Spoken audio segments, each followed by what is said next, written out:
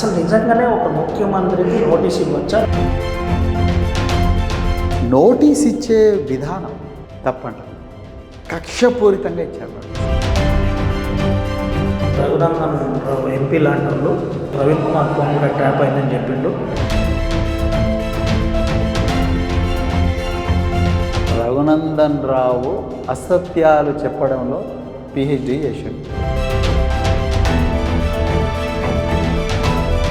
Municipality నుంచి ప్రవీణ్ కుమార్ పంపించేస్తారనే ప్రచారానికి మీ అభిమానులు మీరేం చెప్తారు? ప్రవీణ్ కుమార్ ఎక్కడికి పోడు. సిరిపూరు నుంచి పోతున్న ప్రచారం అది కరెక్ట్ కాదు.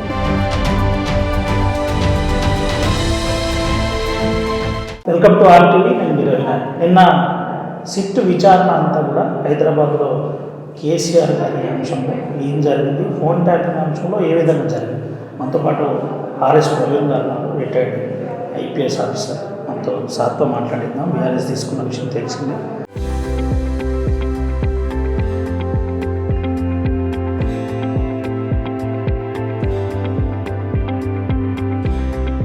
భారత రాష్ట్ర సమితి ప్రధాన కార్యదర్శిగా నేను క్రియాశీలకంగా వివరించాను. సార్ నమస్తే. సార్ నమస్తే రవి గారు, బాగున్నారా? Fine sir. ఏంటి సార్ నిన్న అంశం ఎట్లా జరిగింది, సిట్ విచారణ ఏ విధంగా కొనసాగింది, మీరు దగ్గర ఉన్నారు, నిన్నటి పరిస్థితి ఏంటి సార్? సిట్టు విచారణ, సిట్ అధికారులు, తెలంగాణ తొలి ముఖ్యమంత్రి కేసీఆర్ గారు, వారిద్దరి మధ్యలోనే సంభాషణ జరిగింది. మేమెవరం కూడా పోలేదండి అక్కడికి, ఎందుకంటే అది పోలీసు వాళ్ళు మాత్రమే చేయాల్సిన ప్రక్రియ. సో అందుకొరకు మేము దరిదాపుల్లో కూడా వెళ్ళలేదండి. ఏంటి సార్ అంటే నిన్నటి అంశం అంతా కూడా, ఫోన్ ట్యాపింగ్ అంశం అంతా కూడా ఒక్కొక్క రోజు ఒక్కొక్కరిని పిలిచిండ్రు. ఫస్ట్ కేటీఆర్ పిలిచిండ్రు, ఆ తర్వాత అంతకుముందు హరీష్ రావుని పిలిచిండ్రు, ఆ తర్వాత మళ్ళీ సంతోషరావుని పిలిచిండ్రు, మళ్ళీ కేసీఆర్ గారి దగ్గరికి వచ్చి ఏం చెప్తారు దీని మీద? మీరు సీరియస్గా కొంత ఎక్సర్సైజ్ చేసినట్టున్నారు, ఒక ఆఫీసర్గా, సివిల్ సర్వీస్ ఆఫీసర్గా, ఐపీఎస్ ఆఫీసర్గా, దీని మీద ఏం చెప్తారు మీరు? ఇది కేవలం రాజకీయ కక్షలతోనే, ప్రతీకార వాంఛతోనే కేసీఆర్ గారిని, కేసీఆర్ గారి కుటుంబాన్ని ఇబ్బందుల పాలు చేయాలి అన్న ఉద్దేశంతోనే చేస్తున్నట్టుగా చాలా క్లియర్గా అర్థమవుతుంది. ఒక రాజకీయ నాయకుడిగా మాత్రమే కాదు, ఒక మాజీ పోలీస్ అధికారిగా నేను ఈ విషయాన్ని చెప్తున్నా. ట్యాపింగ్ అనేది చట్టబద్ధమే అనేది స్వాతంత్రం రాకముందు నుంచి కూడా చట్టం చేయబడినది. Indian telegraph act 1885. ఎందుకోసం ట్యాపింగ్ చేయాలి? దేశ భద్రత కోసం, దేశ ప్రజల రక్షణ కోసం, పన్నుల ఎగవేతను ఆపడం కోసం, మనీ లాండరింగ్ను నిరోధించడం కోసం, తీవ్రవాద ఉగ్రవాద దాడులను ఆపడం కోసం ఎవరి ఫోన్లైనా ప్రభుత్వాలు అన్ని జాగ్రత్తలు తీసుకొని ట్యాప్ చేయాలి అని చెప్పి చట్టమే చెప్పింది. కాంగ్రెస్ పార్టీ ఏ 1885లో పుట్టిందో అదే సంవత్సరంలో ట్యాపింగ్ వచ్చింది. రెండవది, ఇదే కాంగ్రెస్ పార్టీకి ప్రధానమంత్రిగా ఉండి ఈ దేశాన్ని 10 సంవత్సరాలు పరిపాలించిన గౌరవ డాక్టర్ మన్మోహన్ సింగ్ గారు వారు సజీవంగా ఉన్నప్పుడు మేము 9,000 ఫోన్లు దేశ భద్రత కోసం, మనీ లాండరింగ్ కోసం ఆపడం కోసం, పన్నుల ఎగవేతను ఆపడం కోసం, వ్యవస్థీకృత నేరాలను నిరోధించడం కోసం ట్యాప్ చేసామని వారు కూడా చెప్పారు. అదంతా పబ్లిక్ డొమైన్లో ఉన్నది. 500 ఈమెయిల్స్ను మానిటర్ చేసినామని కూడా చెప్పిండు రెగ్యులర్గా. ప్రధానమంత్రి, మాజీ ప్రధానమంత్రి చెప్పిండు, చట్టం చెప్తున్నది. సుప్రీంకోర్టు జడ్జిమెంట్స్ 2 చెప్పినాయి, 1995లో, అదేవిధంగా 2017లో గౌరవ సుప్రీంకోర్టే ట్యాపింగ్ చేయండి, కానీ ఈ మార్గదర్శకాలు తీసుకోండి, వ్యక్తిగత స్వేచ్ఛకు భంగం కలిగించకుండా చూడండి, ట్యాపింగ్ తీసుకోండి, చట్టమే చెప్పింది. మరి చట్టం చెప్పిన తర్వాత అది చట్టబద్ధం ఎట్లయితుంది? ఇవాళ ఉదయమే నేను సిట్ చీఫ్ ఈమెయిల్ చూశాను, అంటే ట్వీట్ చూశాను.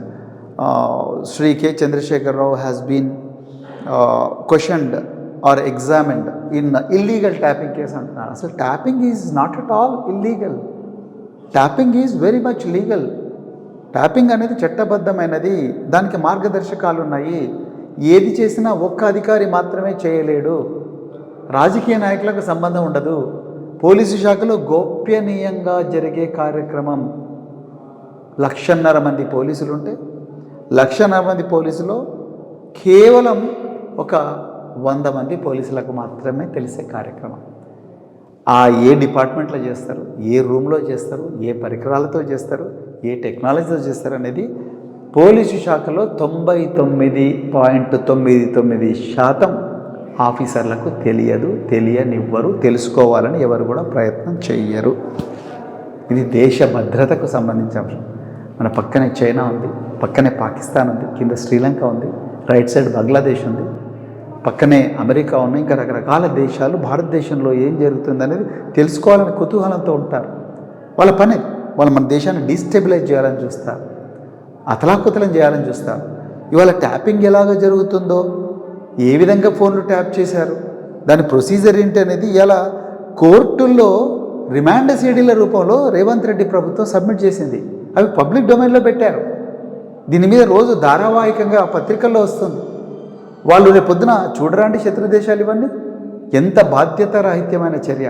పోలీసుల్లో 0.001% మాత్రమే పోలీసులకు తెలిసిన 1% పోలీసులకు మాత్రమే తెలిసిన ఈ ప్రక్రియను ఈరోజు ఎర్రగడ్డ రైతు బజార్లో, ఆసిఫాబాద్ మార్కెట్లో, కాగజ్ నగర్ మిల్లులో, మంచిర్యాల బస్టాండ్లో, ఎక్కడ పడితే అక్కడ ప్రజలు మాట్లాడుకునే దయనీయమైన స్థితికి ఈ వ్యవస్థను దిగజార్చారు. అది మాకు చాలా బాధగా ఉంది. ఇక మీరు రెండవది, కేసీఆర్ గారిని ఏ బేసిస్ మీద పిలుస్తారు? అసలు ఒక ముఖ్యమంత్రికి తెలుస్తాయి ఇవన్నీ?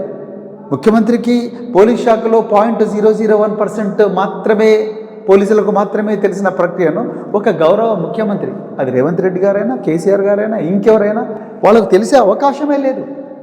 ఎట్లా తెలుస్తుంది? వాళ్ళకి తెలియనియారు పోలీసులు. నేను మళ్ళీ చెప్తున్నా, ఒక పోలీస్ ఆఫీసర్గా ఎట్టి పరిస్థితుల్లో కూడా ఇది ఒక ఇంటెలిజెన్స్ చీఫ్, నిఘా సంస్థల అధిపతి చెప్పకూడదు కూడా. ఎందుకంటే ఈరోజు ముఖ్యమంత్రి, రేపు ప్రతిపక్ష నాయకుడు కావచ్చు, ఈనాటి ప్రతిపక్ష నాయకుడు రేపు ముఖ్యమంత్రి కావచ్చు.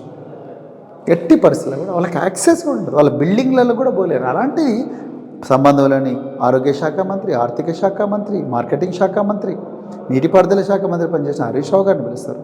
పరిశ్రమల శాఖ మంత్రి, ఐటీ శాఖ మంత్రి, పంచాయతీరాజ్ శాఖ మంత్రి, రూరల్ డెవలప్మెంట్ శాఖ మంత్రి, మున్సిపల్ అభివృద్ధి శాఖ మంత్రిగా పనిచేసిన కేటీఆర్ గారిని పిలుస్తారు. వాళ్ళు ఎప్పుడైనా హోంశాఖలో పనిచేస్తారా? మీకు ఇది కూడా చెప్తానండి, హోంశాఖ మంత్రి కూడా ట్యాపింగ్ ఎట్లా జరుగుతుందో తెలియదు. అలాంటిది కేసీఆర్ గారి కుటుంబాన్ని తీసుకొచ్చి ఇంత ఘోరంగా చిత్రహింసలు ఎందుకు పెట్టాలండి? ఆయన ఏం పాపం చేసిండు? తెలంగాణ కోసం పోరాటం చేసిందా ఆయన పాపం? తెలంగాణను అద్భుతంగా దేశంలో నెంబర్ 1 స్థానంలో పెట్టడం ఆయన చేసిన పాపమా? ఏంటి అసలు? ఆయన తెలంగాణ తీసుకురావడం పాపమా, లేకపోతే తెలంగాణ అద్భుతంగా పరిపాలించడం పాపమా? అసమర్థులైన అధికారులకు విపరీతమైన అవకాశాలు ఇవ్వడం పాపమా? కోట్లాది మందికి నీళ్ళు ఇవ్వడం పాపమా, లేకపోతే 1 కోటి ఎకరాల భూమికి నీళ్ళు ఇవ్వడం పాపమా, ప్రపంచ రికార్డు సృష్టించిన కాళేశ్వరం నిర్మించడం పాపమా? ఏందని చేసిన? ఎందుకు ఇంత కసి రేవంత్ రెడ్డికి కేసీఆర్ మీద? గత ప్రభుత్వంలో కూడా ఇదే సజ్జనాలు మంచి పోస్టింగ్లో, లాండ్ పోస్టింగ్ చేసిండు, సిటీ కమిషన్లో కొద్ది రోజులు నడిచింది. అటువంటిది మళ్ళీ ఆర్టీసీ ఎండీగా పంపించి కొంత ప్రక్షాళన. ఇప్పుడు అదే సిట్టు నిన్న విచారణ చేసింది. ఆ విచారణలో కొంతమంది 10 మందితో నేను అడిగి పంపించేసి ఆ ఎంక్వైరీలో అసలు నిజంగానే ఒక ముఖ్యమంత్రికి నోటీస్ ఇవ్వచ్చా? నోటీస్ ఇస్తే మొదటి విడతలో ఒకసారి నోటీస్ ఇచ్చి రెండో విడతలో కూడా కంటిన్యూ. ఇది ఎట్లా చూడొచ్చు? ఒక పోలీస్ ఆఫీసర్, మాజీ పోలీస్ ఆఫీసర్గా సెక్షన్ 160 సిఆర్పిసి ప్రకారం ఒక కేసులో పరిశోధించే అధికారికి ఆ కేసుకు సంబంధించిన సమాచారం ఎవరి దగ్గర ఉందని ఆయనకు అవగాహన వచ్చినా, అలాంటి ఆధారాలు లభిస్తే ఆ వ్యక్తి దగ్గరికి పోయి, సార్ మిమ్మల్ని ఎగ్జామిన్ చేయాలనుకుంటాం, ఈ కేసు బలంగా కావడానికి, నిందితులకు శిక్ష పడడానికి మీ సహకారం అవసరం అని చెప్పి అడగొచ్చండి, తప్పులేదు. అది ముఖ్యమంత్రి అయినా ప్రధానమంత్రి అయినా ఎవరికైనా నోటీస్ ఇవ్వచ్చు, అది పెద్ద ఇష్యూ కాదు. కానీ నోటీస్ ఇచ్చే విధానం తప్పంట. కక్షపూరితంగా ఇచ్చారు నోటీస్. మీరు ఆలోచించండి ఒకసారి. ఒక మాజీ ముఖ్యమంత్రి, ప్రతిపక్ష పార్టీ నాయకుడు, కేంద్ర మంత్రిగా పనిచేసిన వ్యక్తి, పార్లమెంటేరియన్గా పనిచేసిన వ్యక్తి, ఎన్నోసార్లు ఎమ్మెల్యేగా గెలిచిన వ్యక్తి, 50 సంవత్సరాల రాజకీయ జీవితం ఉన్న వ్యక్తి, మాజీ ముఖ్యమంత్రి. అలాంటి వ్యక్తికి జెడ్ కేటగిరీ సెక్యూరిటీ ఇస్తారు పోలీసు వాళ్ళు. ఆ పోలీసు వాళ్ళు ఏ ఇంటి దగ్గర నివాసం ఉంటారు అనేది ఇప్పుడున్న ప్రభుత్వంలో ఇంటెలిజెన్స్ డిపార్ట్మెంట్కు పర్ఫెక్ట్ తెలుసు. ఎందుకంటే ప్రతిరోజు కూడా టార్గెట్ ఏ విధంగా ఉన్నాడు, ప్రొటెక్ట్ ఏ విధంగా ఉన్నాడు, బీబీఐపీ ఏ విధంగా ఉన్నాడు, ఆయన ఆరోగ్యంగా ఉన్నాడా లేదా, ఆయన భద్రంగా ఉన్నాడా లేదా అని వాళ్ళందరి దగ్గర నుంచి రోజు డైలీ సిచ్యువేషన్ రిపోర్ట్ అంటాం, డిఎస్ఆర్ తీసుకుంటారు. అదేవిధంగా సీతక్క గారు, కొండా సురేఖ గారు మేడారం సమ్మక్క సారక్క జాతర ఆహ్వాన పత్రికను మర్కూక్ మండలం ఎర్రవెల్లిలో కేసీఆర్ గారి నివాసానికి తీసుకుపోయి ఇచ్చారు. పొన్నం ప్రభాకర్ గారు తెలంగాణ తల్లి విగ్రహాన్ని మేము ఏర్పాటు చేస్తున్నాం సార్, మీరు రావాలి సెక్రటరియట్కు అని చెప్పేసి మళ్ళీ ఒక ఆహ్వాన పత్రిక అదే మర్కూక్ మండలం ఎర్రవెల్లి గ్రామాన్ని తీసుకుపోయి ఇచ్చారు.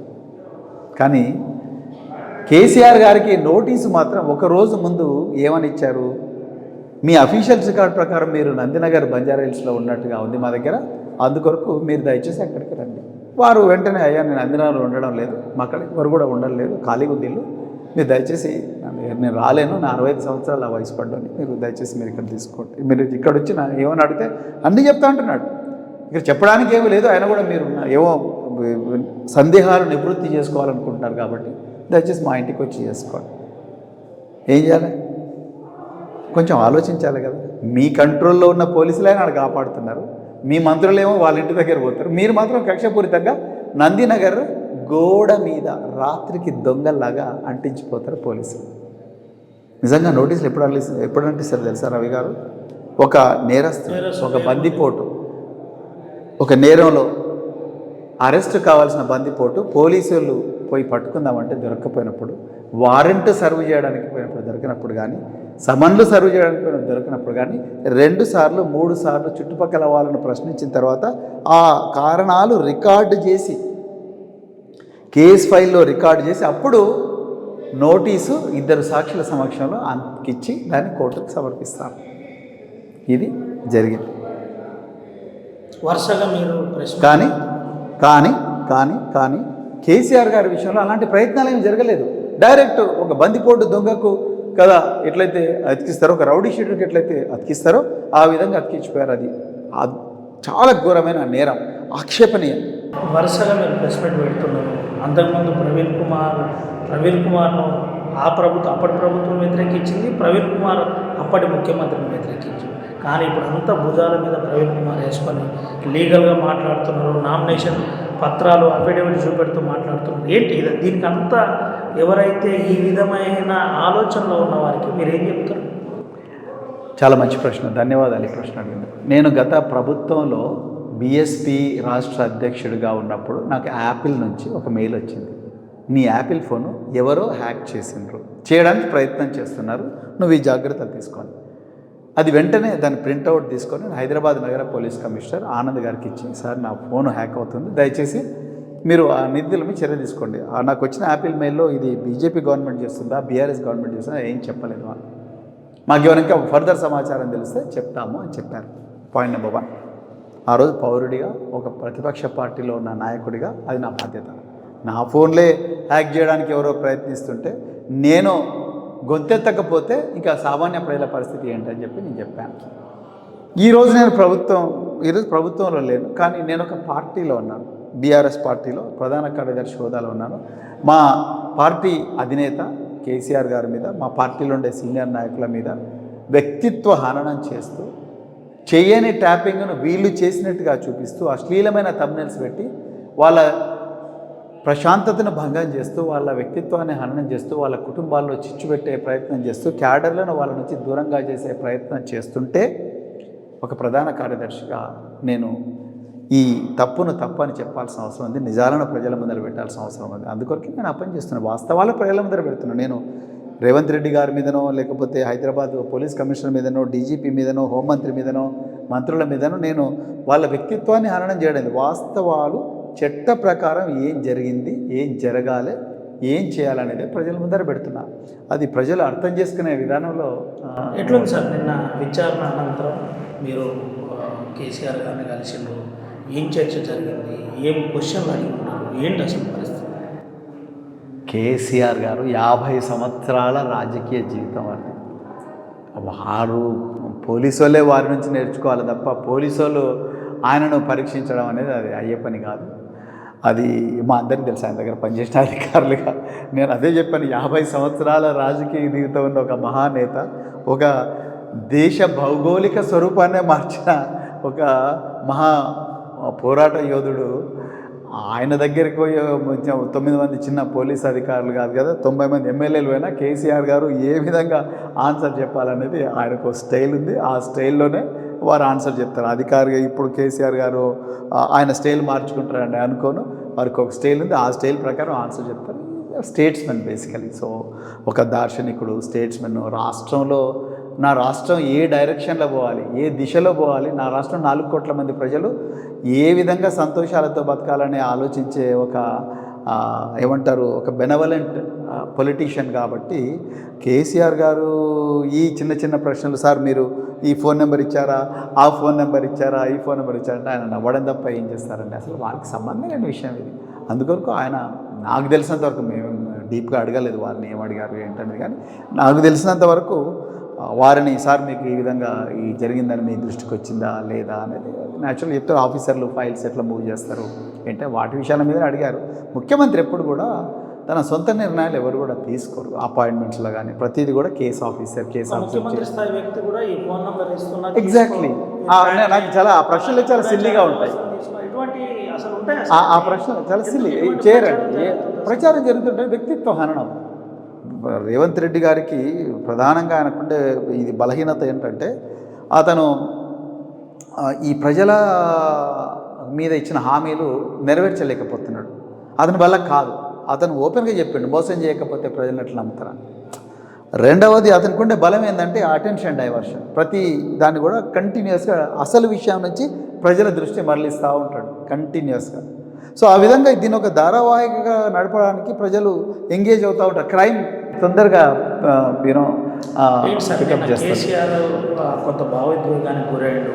ఉద్యమ కార్యాచరణ ఇదే నందినగర్ నుంచి చేసిన కేసీఆర్ అటువంటి ఇదే నందినగర్లో విచారణ ఎదుర్కోవాల్సి వచ్చింది, భావోద్వేగానికి గురైందని ఒక పెద్ద ప్రచారం జరిగింది. కేసీఆర్ గారు ఆ భావోద్వేగాలకు అతీతుడు. కానీ కేసీఆర్ గారి చుట్టూన్న చాలామంది ఉద్యమకారులు వాళ్ళందరూ చాలా బాధపడ్డారు. చాలా అంటే చాలా బాధపడ్డారు. ఎందుకంటే అదే నందినగర్లో 2001 నుండి రాత్రింబవళ్ళు ఎన్నో చర్చోపచర్చలు, మేధోమదనాలు, మీలాంటి మేధావులతో ఎంతోమందితో రాత్రింబవళ్ళు మాట్లాడి తెలంగాణ పోరాటం ఎట్లా చేయాలి, తెలంగాణకు జరిగిన అన్యాయం ఇది, ఆర్ విద్యాసాగరరావు గారు, ప్రొఫెసర్ జయశంకర్ గారు, ఇంకెంతోమంది ఉద్యమకారులు వాళ్ళందరి ఆలోచనలన్నీ కూడా తీసుకొని ఉద్యమాన్ని రాజ్యాంగబద్ధంగా వయలెన్స్ లేకుండా అద్భుతంగా నడిపించిన ఇంట్లోనే, తెలంగాణను తీసుకొచ్చిన పోరాటాన్ని రూపకల్పన చేసిన ఇంట్లోనే కేసీఆర్ గారిని ఒక జోషిగా ముద్రించి అదే రూమ్లో 9 మంది పోలీస్ అధికారులు ఎగ్జామిన్ చేయడం అనేది నిజంగా ఈ తెలంగాణ చరిత్రలో ఒక ఏమంటారు, బ్లాక్ డే అంటారు కదా, ఇది చాలా విషాదకరమైన ఘట్టం. సిగ్గుతో తల వంచుకోవాల్సిన ఘట్టం. రేవంత్ రెడ్డి మూటగట్టుకున్న అపఖ్యాతి అంతా ఇంత కాదు. అంటే నేరుగా ఈరోజు రఘునందన్ రావు ఎంపీ లాంటి వాళ్ళు ప్రవీణ్ కుమార్ ఫోన్ కూడా ట్యాప్ అయిందని చెప్పిండు. మావోయిస్టుల పేరు కింద ప్రవీణ్ కుమార్ నెంబర్ ఇచ్చిండు. ఇట్లా చాలామంది రఘునందన్ ఫోన్ ట్యాప్ అయింది, చాలామంది ఫోన్లు ట్యాప్ అవుతున్నాయి.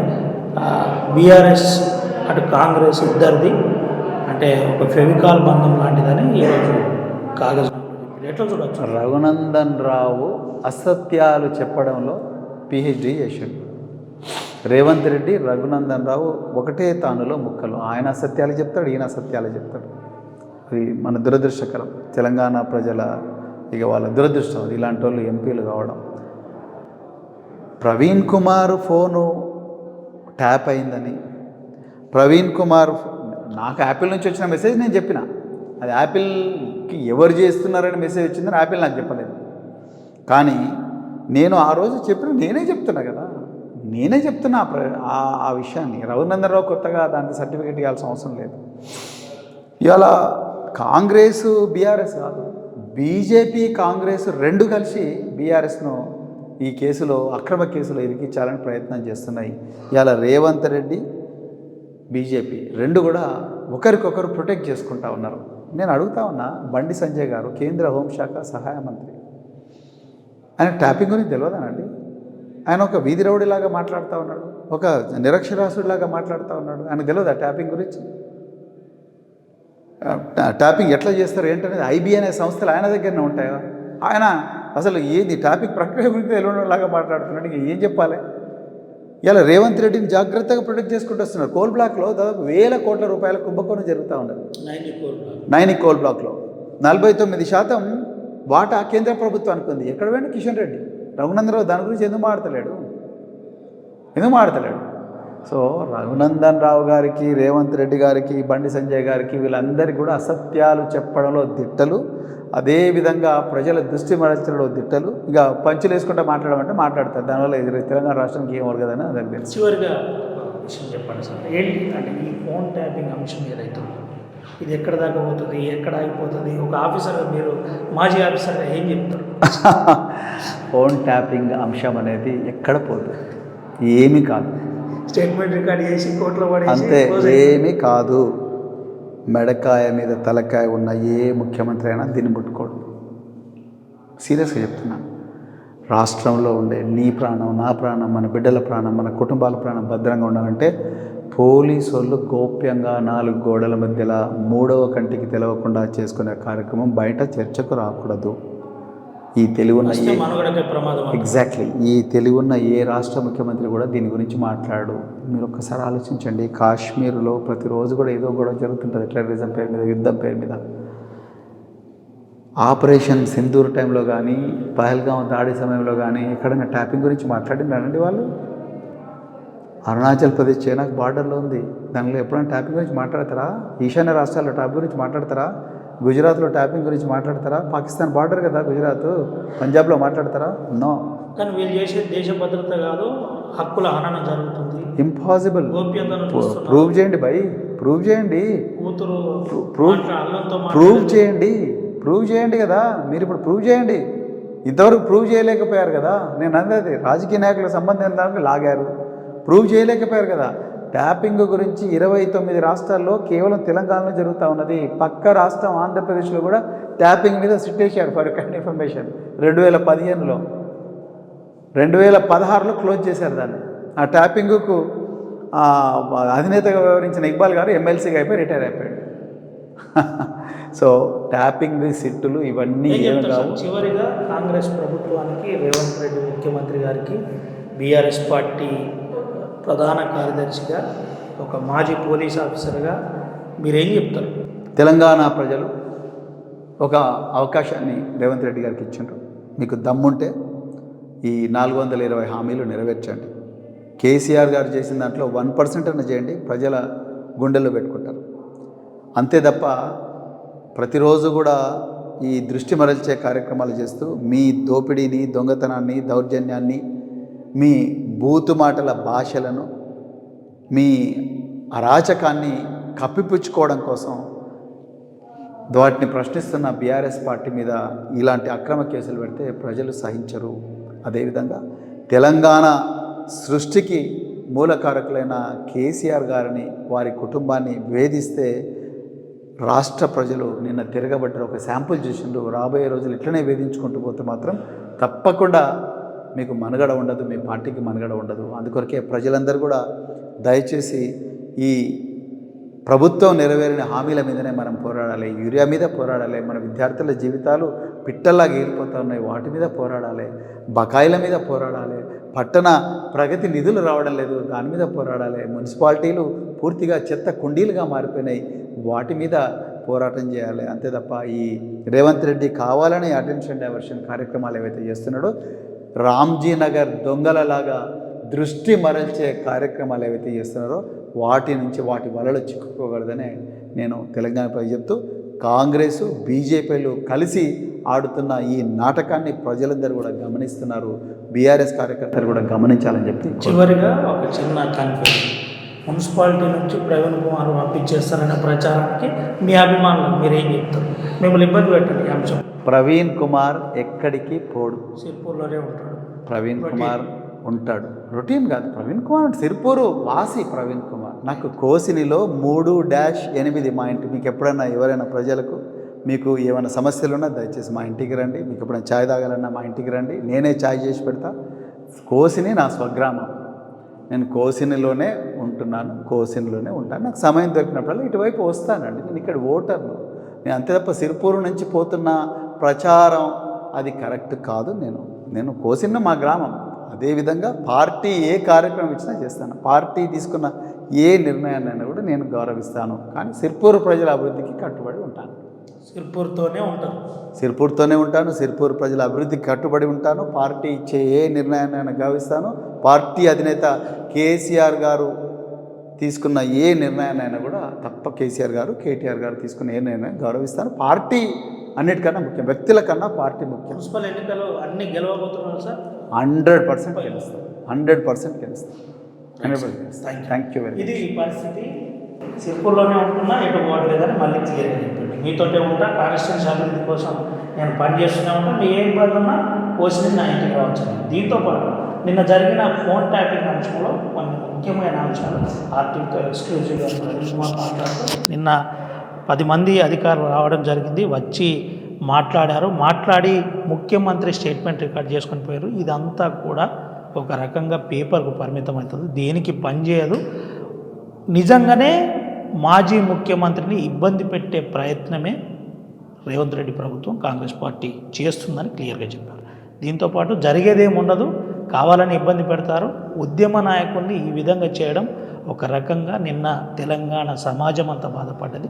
నేను ప్రధాన కార్యదర్శిగా ఖచ్చితంగా నా గొంతు లేపుతాను.